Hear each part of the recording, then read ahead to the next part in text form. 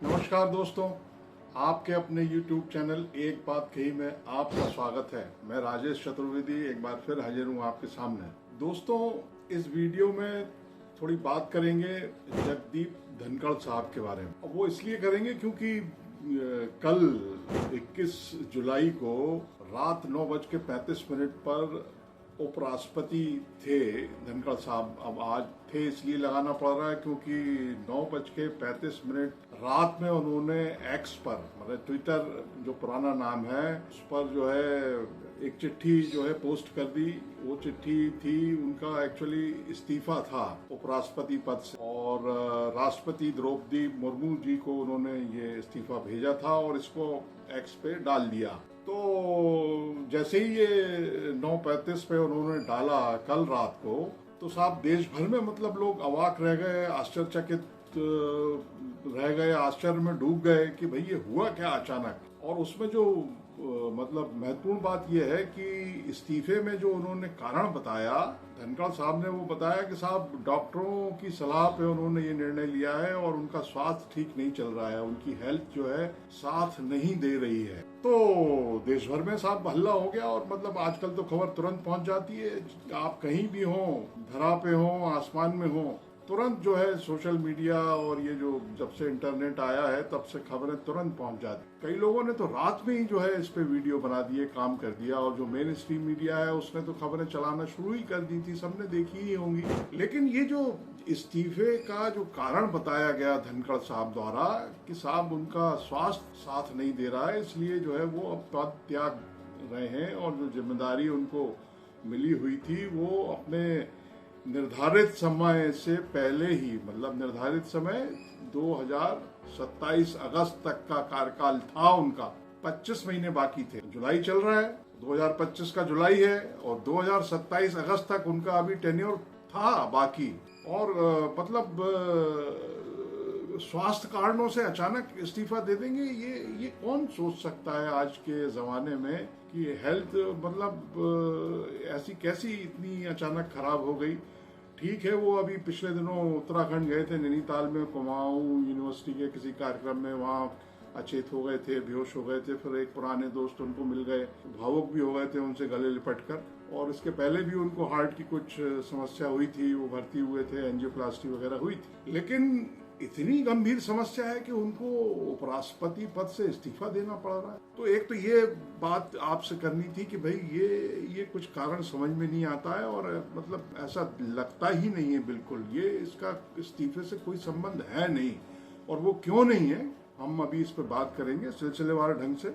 देखिए, एक तो मतलब अगर मान भी लें 1% एक पल के लिए मान लिया जाए कि उनका स्वास्थ्य ठीक नहीं है, और इतना ठीक नहीं है कि वो काम नहीं कर सकते, तो ये इतना तो हो ही सकता था कि प्रधानमंत्री नरेंद्र मोदी 23 जुलाई को, माने 23 जुलाई बुधवार है, आज 22 जुलाई को ये मैं वीडियो बना रहा हूँ, 23 जुलाई को प्रधानमंत्री मोदी 2 देशों की यात्रा पर जाने वाले हैं। 23 से 26 जुलाई तक वो रहेंगे। इंग्लैंड जाने वाले हैं, ग्रेट ब्रिटेन और मालदीव जाने। अब मॉनसून का जो सत्र है पार्लियामेंट का, संसद का, वो भी कल 21 जुलाई को शुरू हुआ ही है।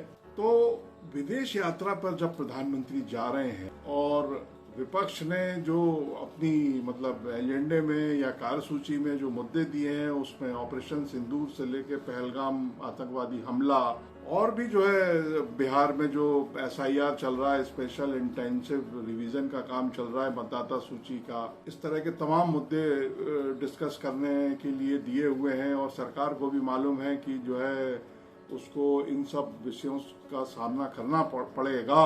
तो इसके बरक्स अगर हम देखें तो 3 दिन, 4 दिन, 5 दिन या 1 हफ्ते के लिए इस्तीफे को होल्ड पे भी रखा जा सकता था, और कम से कम उनसे इतना आग्रह तो किया ही जा सकता था कि भाई अभी आप रुक जाइए, मतलब प्रधानमंत्री जी विदेश हो आए, जो बहुत जरूरी है उनका विदेश जाना, क्योंकि कई कुछ महत्वपूर्ण सौदे होने वाले हैं जो ट्रेड से संबंधित हैं या जो भी है, तो वो हो जाएं और प्रधानमंत्री जी वापस आ जाएं, तब आप चले जाइएगा, मतलब इस्तीफा दे दीजिएगा, कुर्सी छोड़ दीजिएगा। लेकिन ऐसा तो किया नहीं, हम लोगों ने देखा, कल रात से ही देख रहे हैं कि ना कोई उनको मना रहा है, ना कोई उनको मतलब उनको समझा रहा है, कोई समझाइश दे रहा है।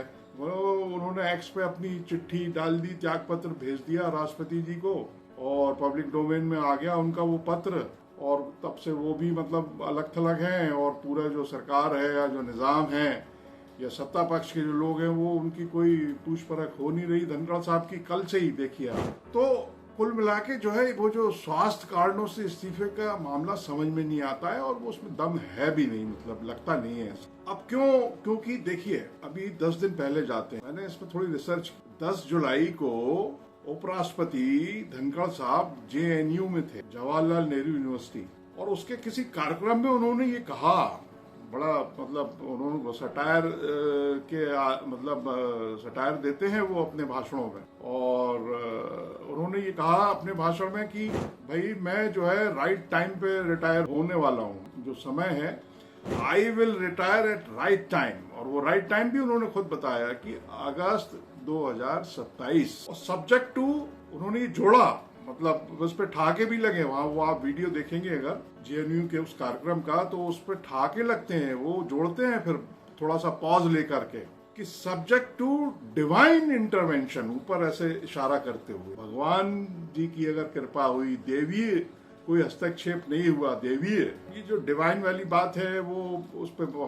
बाद में आएंगे वीडियो आप, लेकिन निवेदन ये है कि इसको जरा देखिएगा आप। तो उन्होंने ये कहा, कब कहा साहब? 10 जुलाई को कहा, और बड़ी मस्ती में कहा। मतलब वकील हैं, सुप्रीम कोर्ट में वकालत कर चुके हैं, सोशलिस्ट बैकग्राउंड के हैं, मतलब जनता दल में गए, फिर कांग्रेस में भी चले गए, विधायक तक रह लिए, सांसद रह लिए, सुप्रीम कोर्ट में वकालत की, तो कोई साधारण मामला नहीं है। इसके पहले वो पश्चिम बंगाल में गवर्नर थे, और उन्होंने मतलब ममता बनर्जी की सरकार से या चीफ मिनिस्टर ममता बनर्जी से कैसे मोर्चा लड़ाया था, और मतलब किस ढंग से वो पेश आए थे, वो सब याद होगा आपको।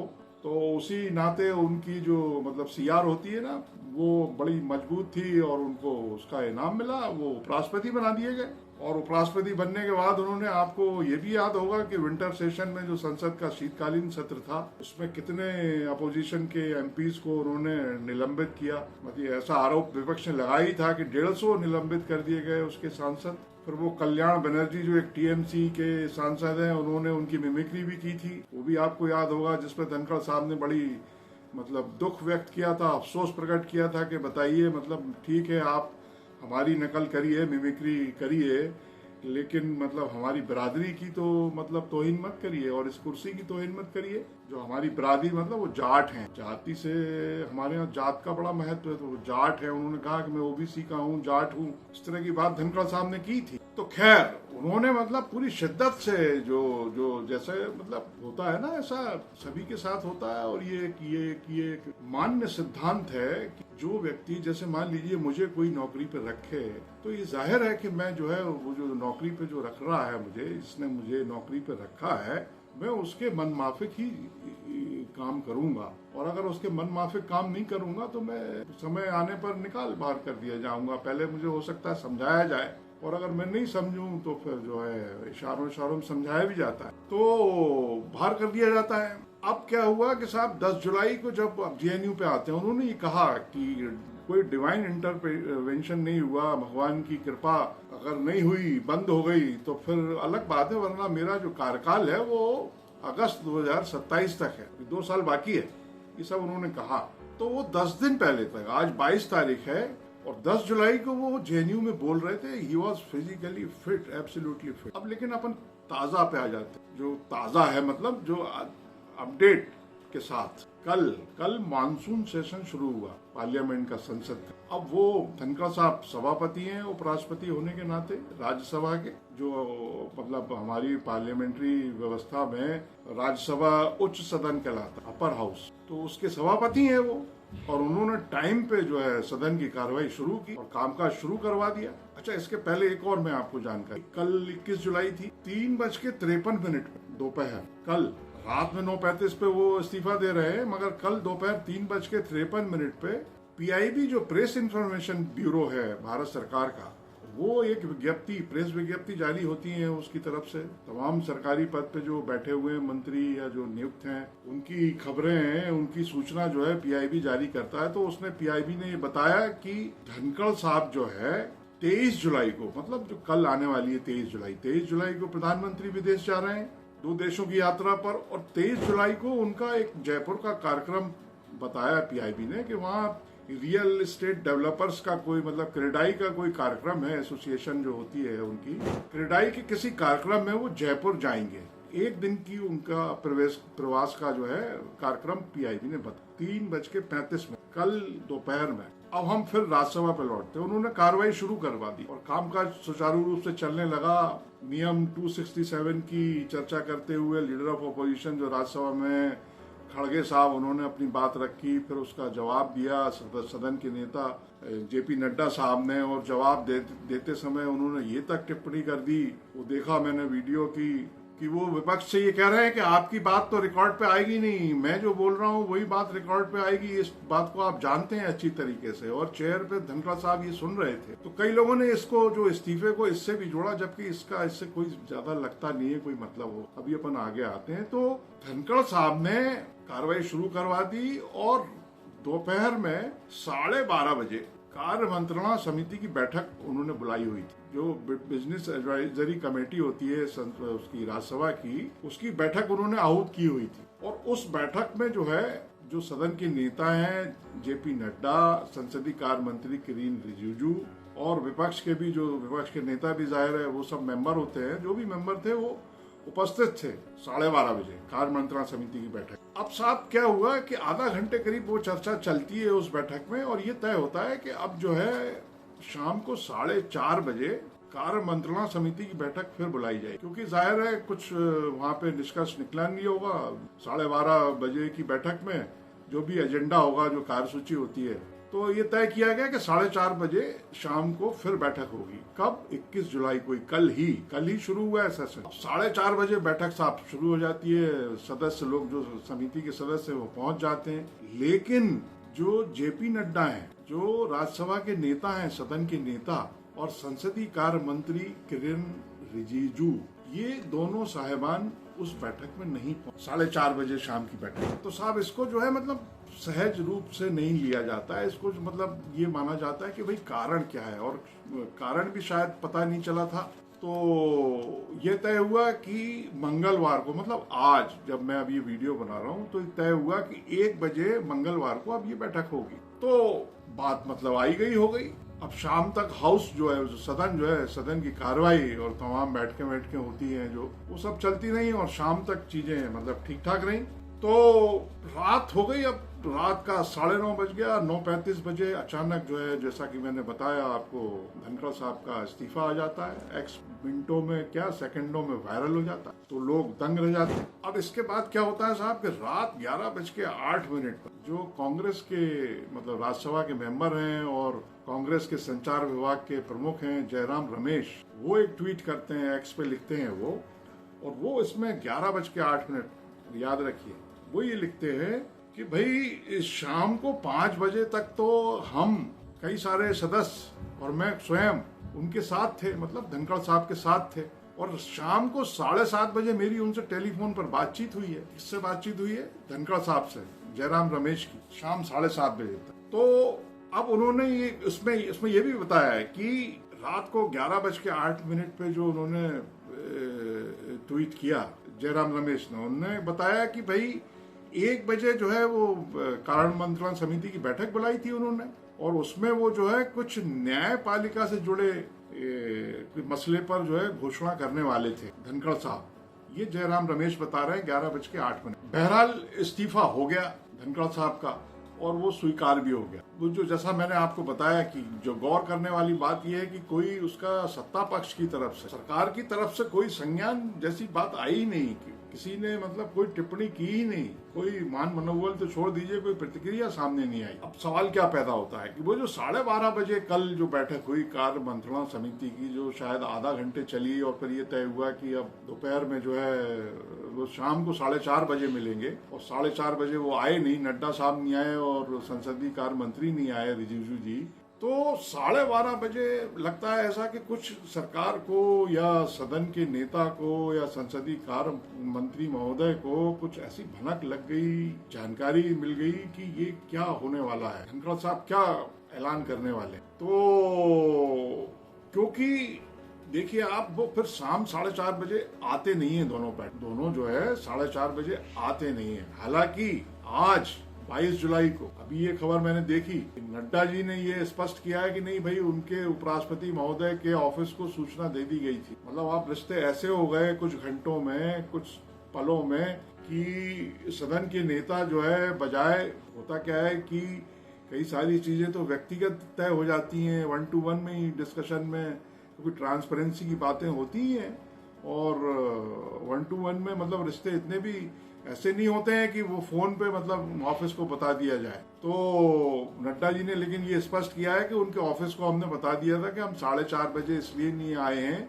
या आप आ रहे हैं क्योंकि हम किसी अलहदा, किसी और जरूरी काम में व्यस्त हैं, इसलिए नहीं आ पाएंगे या नहीं आ पाए। अब क्या बताया ये स्पष्ट नहीं हुआ है, लेकिन उन्होंने ये दावा किया कि सूचित कर दिया गया था सभापति महोदय के कार्यालय को। सभापति महोदय के कार्यालय को अगर सूचित कर दिया गया था तो जाहिर है धनखड़ साहब को भी ये पता लग गया होगा कि ये नहीं आ रहे हैं। लेकिन ये इस तरह की खबरें हैं कि वो उसको ठीक ढंग से लिया नहीं उन्होंने, जब 4:30 बजे दोनों नहीं पहुंचे। खैर, तो ये कल रात तक का घटनाक्रम है। 9:35 पे उनका इस्तीफा, 11:08 पर रात को जयराम रमेश का ट्वीट, जिसमें उन्होंने सारी जानकारी दी है कि वो मंगलवार को 1 बजे बैठक हो गई थी। तो वो खुद उन्होंने आश्चर्य व्यक्त किया कि ये कैसे हो गया, क्योंकि इसके कोई संकेत तो मिले नहीं थे।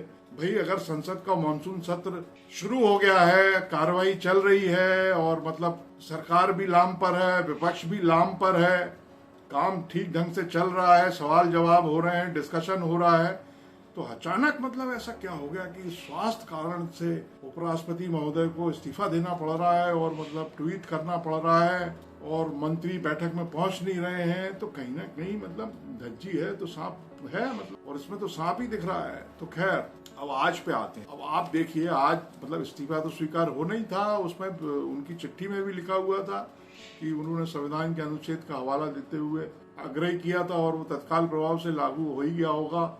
और आज तो खबर भी आ गई कि उनका इस्तीफा स्वीकार हो गया। लेकिन साहब देखिए, जो मैंने कहा शुरुआत में कि अगर स्वास्थ्य कारणों से होता तो फिर सत्ता पक्ष की तरफ से, सरकार की तरफ से वैसी भाव भंगिमा अपनाई जाए, धनखड़ साहब के साथ वैसा बर्ताव किया जाए। धनखड़ साहब कौन, जो मतलब कल तक मतलब क्या रोल अपनाए हुए थे, वो अचानक मतलब बेगाने टाइप हो गए। तो खैर, आज अब क्या हुआ कि कल देखिए 9:35 पे वो इस्तीफा देते हैं, इस्तीफे की सूचना देते हैं, और आज दोपहर 12:13 पर मतलब करीब समझिए आप 15 घंटे, 14 घंटे तो मान ही लीजिए, 14 घंटे बाद प्रधानमंत्री श्री नरेंद्र मोदी जी की इस पे प्रतिक्रिया आती है, जिसमें वो अपने, मैं पढ़ के सुनाता हूँ आपको, वो एक्स पर लिखते हैं, और उन्होंने मतलब बहुत ठंडी प्रतिक्रिया दी है, मतलब 2 लाइन की है। आप देखिए कि उपराष्ट्रपति अचानक इस्तीफा दे रहे हैं और स्वास्थ्य कारणों से दे रहे हैं। टेक्निकली भी अगर आप देखें तो कारण क्या है, स्वास्थ्य कारण है। होता है ना कि भाई किसी के स्वास्थ्य की बात आती है तो एक सहानुभूति का भाव होता ही है, और मतलब उसका सम्मान किया जाता है, कि भाई उसका मान रखा जाता है कि अगर कोई व्यक्ति कह रहा है कि यार मेरी तबीयत ठीक नहीं है, तो मतलब एकदम उसको उस ढंग से मतलब पेश होते हैं लोग। प्रधानमंत्री जी मगर क्या कह रहे हैं वो बताता हूँ। वो ये कह रहे हैं, श्री जगदीप धनखड़ जी को भारत के उपराष्ट्रपति सहित कई भूमिका में देश की सेवा करने का अवसर मिला है, फुल स्टॉप, पूर्ण विराम। मैं उनके उत्तम स्वास्थ्य की कामना करता हूँ। खत्म। मोदी जी की प्रतिक्रिया समाप्त। ये उनकी प्रतिक्रिया आई है। अब लगता नहीं है कि, क्योंकि इस्तीफा तो स्वीकार हो ही गया है, उपराष्ट्रपति धनखड़ साहब का इस्तीफा स्वीकार हो गया है। 2 साल उनका भी कार्यकाल बाकी था। 10 दिन पहले वो जेएनयू में क्या बोल रहे थे, तो लगता नहीं है कि जो विदाई भाषण होता है ना, एक प्रोटोकॉल कह लीजिए या एक सम्मान का भाव कह लीजिए, भाई टेक्निकली तो वो स्वास्थ्य कारणों से इस्तीफा दिया उन्होंने। टेक्निकली देखिए, तकनीकी रूप से तो कारण क्या है इस्तीफा देने का, स्वास्थ्य। मगर वो अब विदाई भाषण भी होगा कि नहीं होगा, भाई स्वास्थ्य क्या इतना मतलब इतना बिगड़ा हुआ है या बिगड़ गया है कि शाम तक तो वो सक्रिय थे, जबरदस्त सक्रिय थे, और मतलब चेयर पर बैठ के सारी कार्रवाई संपादित कर रहे थे, दफ्तर में थे, मिल रहे थे, जैसा कि बताया गया है कि सदस्यों के साथ थे। मगर अब उनका विदाई भाषण, अब क्या इस्तीफा तो स्वीकार हो ही गया है। अमूमन ये होता है कि भाई इस्तीफा या कार्यकाल खत्म होता है तो एक स्पीच दी जाती है, मगर खबर एक ये भी है, कल शाम का ही डेवलपमेंट है, वो जो 4:30 बजे के बाद का शायद डेवलपमेंट बताया जाता है कि कोई उनके पास एक फोन आया जिस पर उनकी बहस हुई, जिन भी सज्जन का आया, बातचीत हुई, तर्क हुए, और उसके बाद फिर जो है वो पता नहीं अविश्वास प्रस्ताव वगैरह की बात हुई, क्या हुआ वो तो दो लोगों के बीच बातचीत हो रही है, कोई तीसरा कैसे जानेगा जब तक दो में से कोई जाहिर नहीं करे, कहीं कुछ किसी को बताए ना। लेकिन ऐसा फोन की बात खबर चर्चाओं में है, खबर में है कि किसी का फोन आया था जिस पे उनकी बातचीत हुई, और फिर जो है वो उसके बाद ही ये डेवलपमेंट बहुत तेजी से हुआ और 9:35 पे इस्तीफा हो गया। आपको ये भी याद होगा कि विपक्ष ने उनके खिलाफ, उपराष्ट्रपति, सभापति राज्यसभा धनखड़ साहब के खिलाफ अविश्वास प्रस्ताव को नोटिस दिया था, ये भी आपको याद हो। तो अब पता नहीं अविश्वास प्रस्ताव की चर्चा किसकी तरफ से आई थी, वो फोन पे इस तरह की बात हुई, क्या हुआ, बहरहाल बहुत तेजी से हुआ और फिर इस्तीफा हो गया और स्वीकार हो गया। अभी उनका कार्यकाल भी बाकी था और 10 दिन पहले वो क्या कह रहे थे, मगर उन्होंने जो एक बात कही थी कि अगर भगवान की कृपा हुई, सब्जेक्ट टू डिवाइन इंटरवेंशन, देवीय हस्तक्षेप, तो आपको ये भी याद होगा कि पिछले दिनों मोदी जी ने क्या कहा था कि वो नॉन बायोलॉजिकल है, बायोलॉजिकल नहीं है, उनको परमात्मा ने भेजा है। तो वो जो धनखड़ साहब की 10 दिन पहले जेएनयू में जो, अच्छा जेएनयू में कहा था, और ये भी इसको जरा आप थोड़ा सा गौर करिए कहाँ कहा था, जेएनयू, जवाहरलाल नेहरू यूनिवर्सिटी में। अब वो देवी कृपा, भगवान की कृपा हुई तो डिवाइन इंटरवेंशन, बहरहाल उनका इस्तीफा हो गया है। अब जाहिर है कि नया उपराष्ट्रपति चुना जाएगा, और वो कौन चुना जाएगा, बिहार में इलेक्शन है, चुनाव होने वाला है, एसआईआर चल रहा है, तमाम नाम चल निकलेंगे। लेकिन इस धनखड़ साहब के मुद्दे पर जल्दी ही एक और वीडियो में बनाऊंगा, उसमें हम बात करेंगे कि भाई धनखड़ साहब के इस्तीफे से क्या क्या अब होने वाला है या हो सकता है, इस पर बात करेंगे। तो इस वीडियो में इतना ही। इसको लाइक करें, शेयर करें, और चैनल अगर सब्सक्राइब ना किया हो तो सब्सक्राइब कर लें, इससे हौसला बहुत बढ़ता है। आपसे बहुत जल्दी मुलाकात होगी अगले वीडियो में। नमस्कार।